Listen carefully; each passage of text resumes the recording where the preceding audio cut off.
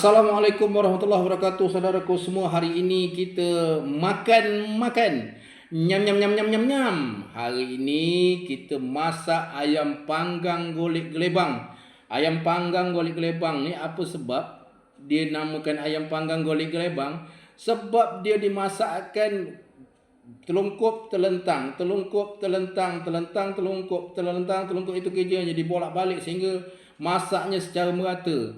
Setelah itu dia dilomo berselemih, berkelubang ini dengan bumbu-bumbu resipi yang telah disiapkan dengan penuh kasih sayang. Baiklah saudaraku, mari tak usah berlama-lama, saya dah nampak dia ni langsung lapar buat saya. Jadi mari kita makan dengan mulai nenas dulu. Bismillahirrahmanirrahim. Allahumma barik lana fima razaqtana wa qina azabannar.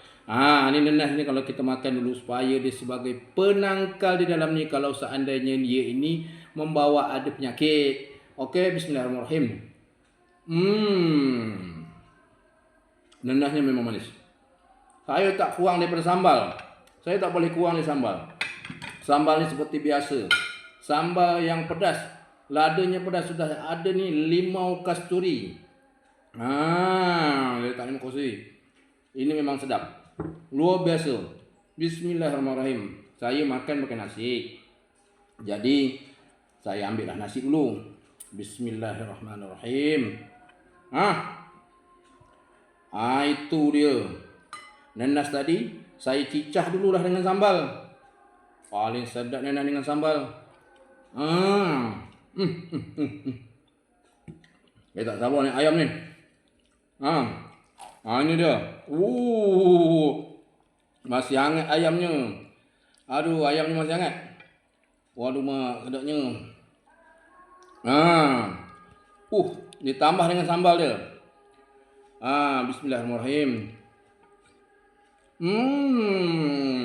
Nyam nyam nyam, sedap betul ayamnya. Ini ayam panggang golek gelebang nama ni. Kita ambil kepak dia dulu. Patahkan kepak dia. Panas. Masih panas, bau keluar dari api. Bismillahirrahmanirrahim. Ini dia. Saya suka dada dia. Dada dia ni rasa dia renyah, sedap.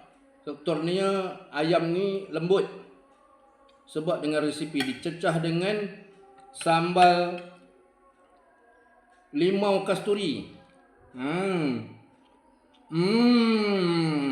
nyam nyam nyam. Ini ada satu. Namanya terung bakar. Terung bakar ini pun kita sumbat dia. Kita cecah dengan lada. Bismillahirrahmanirrahim. Lezat.